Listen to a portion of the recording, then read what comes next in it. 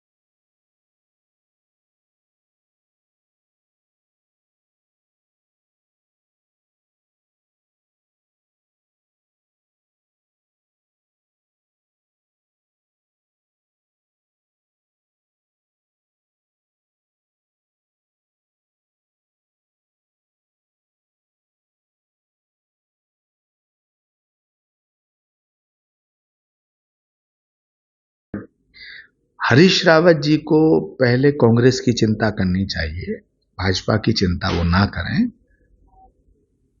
हरीश रावत जी को चाहिए कि वर्किंग कमेटी की बैठक बुलवाएं और उसमें राहुल गांधी जी के हटाने का प्रस्ताव कराएं।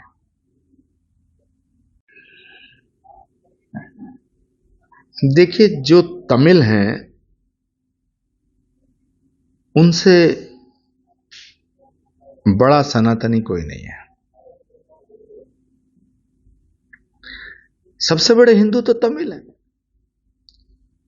भारतीय संस्कृति, सभ्यता और सनातन का यदि जीता जागता उदाहरण कहीं देखने को मिलता है तो दक्षिण भारत में मिलता है। आज भी त्रिपुंड लगाना, मंदिर में नंगे पैर जाना, धोती बांधना, एकल वस्त्र धारण करना, केले के पत्ते पे भोजन करना, सादगी, सरलता, सभ्यता, संस्कृति और समन्वय यदि देखना है तो उसके लिए तो दक्षिण भारत एक आइडियल स्थान है। जहां तक स्टालिन का सवाल है, उनका तो नाम ही भारतीय नहीं लगता है। ये भारत के लोकतंत्र का दुर्भाग्य है कि स्टालिन जैसे लोग इस देश की राजनीति में हैं। जहां तक हिंदी का सवाल है और हिंदू का सवाल है तो स्टालिन के पुरखे भी हिंदू थे। मैं रिक्वेस्ट करना चाहूंगा, I am humbly request to mister Stalin कि वो अपने पूर्वजों के पथ पर चलें और जो गलती हो गई है धर्म परिवर्तन करने की, उसे सुधारें। देखिए, जो तमिल हैं उनसे बड़ा सनातनी कोई नहीं है। सबसे बड़े हिंदू तो तमिल हैं। भारतीय संस्कृति, सभ्यता और सनातन का यदि जीता जागता उदाहरण कहीं देखने को मिलता है तो दक्षिण भारत में मिलता है। आज भी त्रिपुंड लगाना, मंदिर में नंगे पैर जाना, धोती बांधना, एकल वस्त्र धारण करना, केले के पत्ते पे भोजन करना, सादगी, सरलता, सभ्यता, संस्कृति और समन्वय यदि देखना है तो उसके लिए तो दक्षिण भारत एक आइडियल स्थान है। जहां तक स्टालिन का सवाल है, उनका तो नाम ही भारतीय नहीं लगता है। ये भारत के लोकतंत्र का दुर्भाग्य है कि स्टालिन जैसे लोग इस देश की राजनीति में हैं। जहां तक हिंदी का सवाल है और हिंदू का सवाल है तो स्टालिन के पुरखे भी हिंदू थे।